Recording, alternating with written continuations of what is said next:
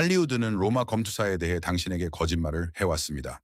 그들은 말끔하게 다듬어진 모습도 대리석 조각상처럼 극도로 선이 선명한 몸도 아니었습니다.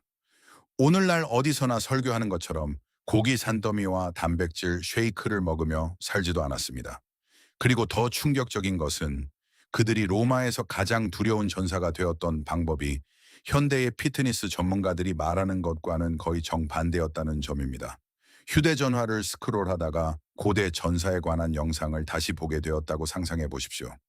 아마도 셔츠를 벗은 근육질의 남성이 밧줄을 휘두르고 규율에 대해 크게 소리치며 생고기를 먹는 모습일 것입니다.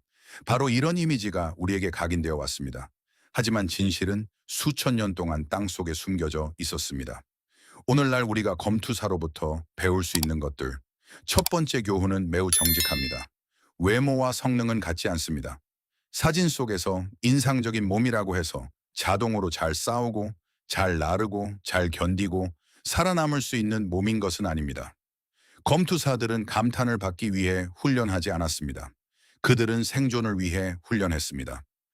두 번째 교훈, 근육은 매 끼니마다 고기를 필요로 하지 않습니다. 훈련과 칼로리 섭취, 그리고 충분한 단백질이 뒷받침된다면 강한 신체는 대부분 식물성 식단으로도 만들어질 수 있습니다. 세 번째 교훈, 점진적 훈련은 현대의 발명품이 아닙니다. 로마인들은 신체에 점진적으로 더 강한 부하를 줄 때 더 강해진다는 사실을 이미 알고 있었습니다. 네 번째 교훈, 회복은 사치가 아닙니다. 그것은 훈련의 일부입니다. 휴식 없이는 수행 능력과 근력, 그리고 회복 탄력성이 떨어집니다. 그리고 마지막 교훈, 당신의 진짜 목표를 위해 훈련하십시오. 강해지고 싶다면 강인함을 위해 훈련하십시오. 회복력이 좋아지고 싶다면 회복력을 위해 훈련하십시오. 단지 겉모습만을 쫓지 마십시오. 검투사들이 현대 프로 운동 선수들처럼 회복했던 방법. 이 부분에서 검투사들은 시대를 훨씬 앞서 나갔습니다. 많은 사람이 훈련만이 훌륭한 전사를 만든다고 믿습니다. 하지만 로마인들은 결정적인 사실을 이해하고 있었습니다. 신체는 전투 중에 자라는 것이 아니라 전투 후 휴식 중에 자란다는 것입니다. 검투사들은 당대 최고의 회복 방법들을 누릴 수 있었습니다. 마사지는 정기적으로 포함되었습니다. 뭉친 근육을 풀고 통증 부위를 치료하며 다음 훈련 날을 위해 몸을 준비시켰습니다. 오늘날 최고의 운동선수들이 경기 후에 사용하는 방식이 당시에는 이미 시스템의 일부였습니다. 더 놀라운 것은 뜨거운 물과 찬물을 번갈아 사용하는 냉온욕이었습니다. 익숙하게 들리지 않나요?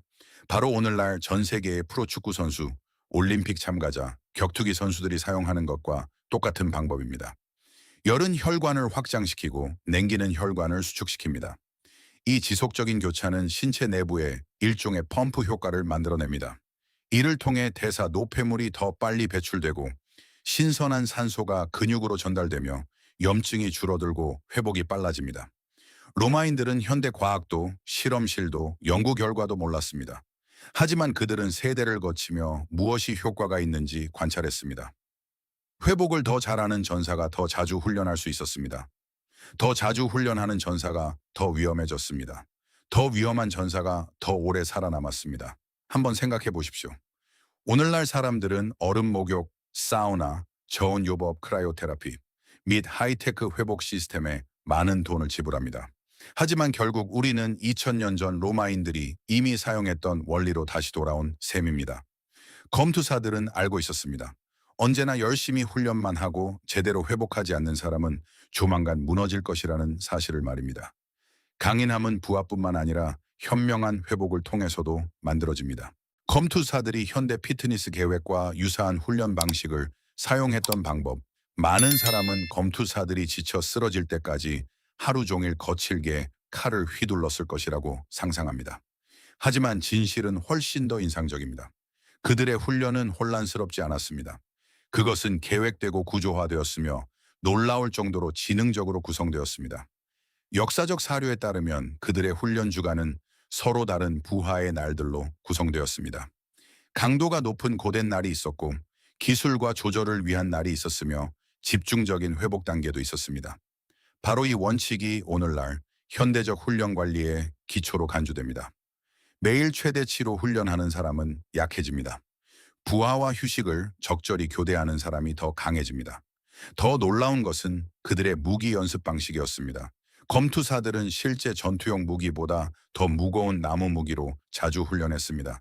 이것이 무엇을 의미할까요? 그들은 훈련을 실제 경기보다 더 힘들게 만들었습니다.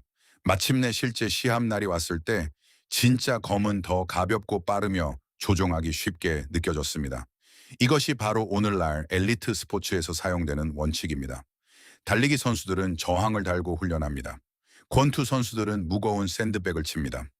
근력 운동 선수는 실제 경기가 더 쉽게 느껴지도록 훈련 중에 높은 부하를 움직입니다. 검투사들은 2000년 전에 이미 이 법칙을 이해하고 있었습니다. 그들의 근력 훈련은 반짝이는 기계나 고립된 움직임으로 이루어지지 않았습니다. 그들은 돌을 들어 올리고 통나무를 나르며 무겁고 불균형한 짐들을 옮겼습니다. 온몸이 작동해야 했습니다. 팔, 다리, 몸통, 악력, 그리고 지구력이 동시에 요구되었습니다. 왜냐하면 그들은 오늘날까지도 많은 이들이 잊고 있는 사실을 알고 있었기 때문입니다. 실생활에서는 결코 단 하나의 근육만 작동하지 않는다는 것입니다. 신체는 하나의 단위로 기능해야 합니다. 검투사들은 멋져 보이기 위해 훈련하지 않았습니다. 그들은 강하고 빠르고 회복력이 있으며 치명적으로 효율적인 사람이 되기 위해 훈련했습니다. 왜 검투사들이 뼈를 더 튼튼하게 만들기 위해 젤을 마셨는가? 이제 정말 믿기 힘든 이야기가 나옵니다. 그들의 시스템 중 가장 기묘한 부분 중 하나는 오늘날 거의 꾸며낸 전설처럼 들리기 때문입니다. 하지만 그것이 현실이었다는 증거가 많습니다. 검투사들은 보리콩 및 기타 식물성 식품을 주로 섭취했습니다. 이 음식들은 에너지를 공급했지만 한 가지 문제도 있었습니다. 바로 칼슘이 상대적으로 적게 들어 있었다는 점입니다. 그리고 그것이 바로 전사들에게 절실히 필요한 것이었습니다. 방패나 무기에 의한 타격 혹은 모래 위에서의 추락을 견뎌내야 하는 사람들에게는 튼튼한 뼈가 필요했습니다. 그래서 그들은 오늘날 그 누구도 자발적으로 시도하지 않을 해결책을 개발했습니다. 훈련 후에 그들은 태운 나무와 뼈의 젤을 식초나 액체에 섞어 마셨습니다. 네, 진짜 죄입니다. 오랫동안 역사학자들은 이러한 기록이 과장되었거나 상징적인 의미일 것이라고 믿었습니다. 어쩌면 의식이었거나 꾸며낸 이야기일지도 모른다고 말이죠. 하지만 과학자들이 에페소스에서 발견된 유골을 조사했을 때 놀라운 사실을 발견했습니다. 검투사들의 뼈에서 예외적으로 높은 수치의 미네랄이 검출된 것입니다. 그들의 뼈는 일반적인 로마인들보다 훨씬 더 튼튼했습니다. 다시 말해 이 이상한 음료가 실제로 효과가 있었을 수도 있다는 뜻입니다. 솔직히 말하면 그것은 영양제의 초기 형태였습니다. 화려한 통도, 광고 문구도, 인플루언서도 없었습니다. 오직 실제 문제에 대한 거칠고 실용적인 해결책뿐이었습니다. 골절이 적은 사람은 더 자주 훈련할 수 있었습니다. 더 자주 훈련하는 사람은 전투에서 승리할 확률이 더 높았습니다. 오늘날 우리가 보충제에 대해 토론하는 동안 검투사들은 이미 수행 능력이 칼로리뿐만 아니라 미네랄, 안정성, 그리고 회복에 달려 있다는 것을 오래전에 이해하고 있었습니다. 그들은 재미로 실험한 것이 아닙니다. 그들은 전투에서 우위를 점할 수 있는 것이라면 무엇이든 찾았습니다. 검투사들이 고기 없이도 강력한 신체를 구축한 방법, 이제 오늘날 많은 사람을 가장 놀라게 할 부분에 도달했습니다. 강력한 전사를 생각하면 즉시 고기 산더미, 계란, 그리고 엄청난 양의 단백질을 떠올리기 때문입니다. 하지만 검투사들의 현실은 완전히 달랐습니다. 그들의 유골을 조사한 결과 그들이 주로 식물성 식품을 섭취했다는 점이 밝혀졌습니다. 그들의 주식은 종종 보리, 콩, 렌틸콩, 완두콩이었습니다. 고기는 많은 이들이 예상하는 것보다 훨씬 적은 비중을 차지했습니다. 심지어 로마인들은 그들에게 보리 먹는 사람들이라는 별명을 붙여주기도 했습니다. 이는 현대 피트니스 문화에서는 거의 황당하게 들립니다. 어떻게 죽, 콩류, 곡물만으로 강한 몸을 만들 수 있을까요? 하지만 바로 그곳에 그들 시스템에 천재성이 있었습니다. 이 음식들은 저렴하고 풍부하게 구할 수 있었으며 긴 훈련 날을 견딜 수 있는 엄청난 양의 에너지를 공급했습니다. 동시에 콩과 콩류는 근육을 유지하고 생성하기에 충분한 단백질을 제공했습니다. 무엇보다도 그들은 이를 통해 지속적으로 많은 양을 먹을 수 있었습니다. 그리고 그것이 바로 결정적이었습니다. 신체는 단백질만으로 자라는 것이 아니라 충분한 전체 에너지, 힘든 부하, 그리고 규칙적인 영양 공급을 통해 자랍니다. 심지어 자발적으로 검투사가 된 자유민들조차 종종 이러한 식단을 따랐습니다. 이는 단순히 가난이나 강요 때문이 아니었음을 보여줍니다. 아마도 전략이었을 것입니다. 더욱 주목할 점은 유럽, 북아프리카, 중동의 넓은 지역을 정복한 로마 군단 병들도 비슷한 기반 위에서 생활했다는 것입니다. 보리, 곡물, 콩류가 그것입니다. 역사상 가장 두려운 전사 중 일부는 호화로운 음식이 아니라 단순하고 강력한 음식을 원동력으로 움직였습니다. 이것이 고기가 쓸모없다는 뜻은 아닙니다. 하지만 강인함이 비싼 음식이나 극단적인 다이어트에서 자동으로 나오는 것이 아님을 명확히 보여줍니다. 강인함은 기능하는 시스템을 통해 만들어집니다. 어쩌면 우리는 오늘날 단순한 음식이 얼마나 강력할 수 있는지 잊고 있는지도 모릅니다. 검투사들이 일부러 체지방을 더 유지했던 이유와 그것이 그들의 비밀 방패였던 이유. 이것은 아마도 모든 사실 중 가장 놀라운 사실일 것입니다.